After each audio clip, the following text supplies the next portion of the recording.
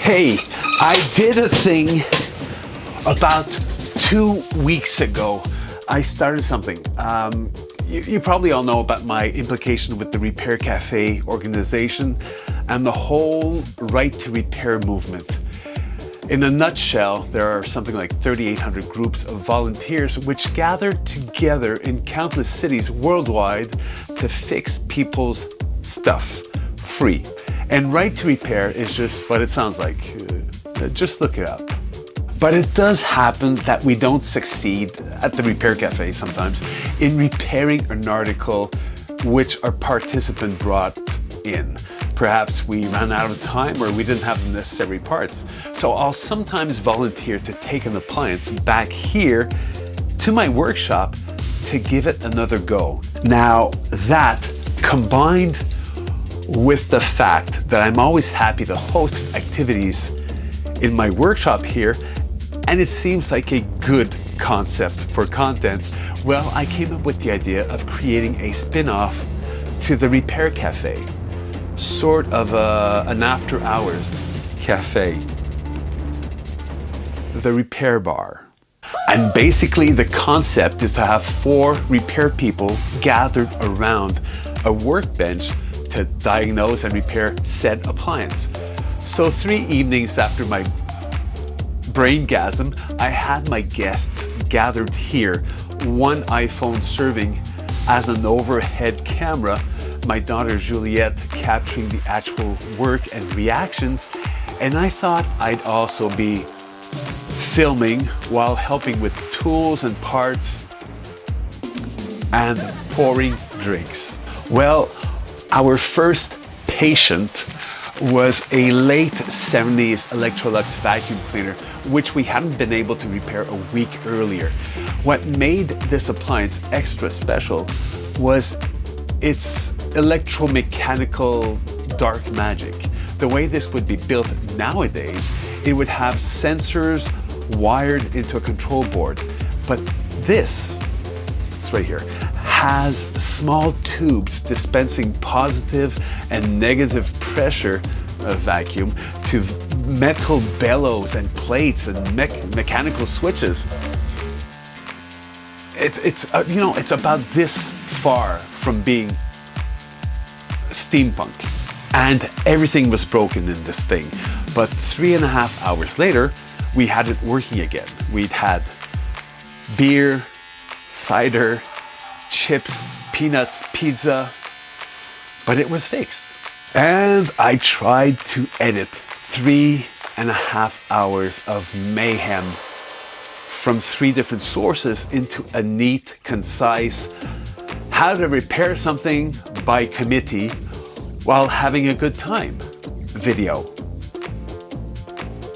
into a more concise, viewable 30 minutes. I haven't told the participants of that evening yet, but let's just call it a trial run. So, Valérie, Robert, Richard, Gilles and Gilles, let's just call it a trial run. And we'll try again. There you go. Now you know. I'm planning on doing this once a month with a rotating cast of repair people. The camera setup will be slightly different, and there will be some basic rules, some ground rules. Because if left to our own devices, we're all just basically unruly nerds, all telling anecdotes on and off camera, just off to the side, all at the same time. So I'll be hosting, I won't be participating in the actual repair, but I will be asking some really stupid questions to clarify the process and the techniques, the tools, the parts, how everything works together. And I'll be pouring shots. Also, that big rectangular workbench just wasn't working. So this slab of plywood I'm working on will be the main working surface, the focus of our attention. And since this is a French-speaking bunch, most videos will be in French and probably hosted on a separate channel. When I get a bunch of Anglophones, it'll be in English. I happen to know some Spanish-speaking repair people. We'll see what I can do with that. I can say hello, beer, and thank you. Hola! I'd love to see other repair cafes catch on and do their own after-hours shows.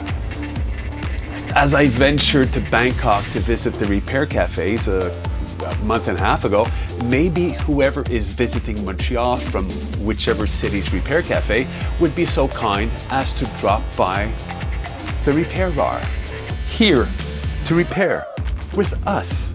As soon as this paint dries, I'll be tacking on a nice border and printing the repair bar logo.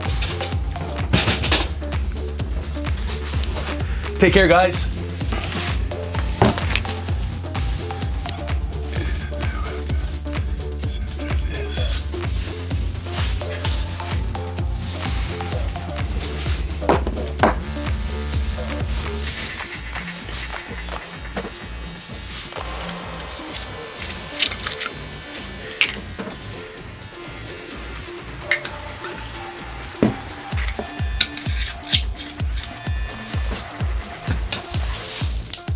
Yeah.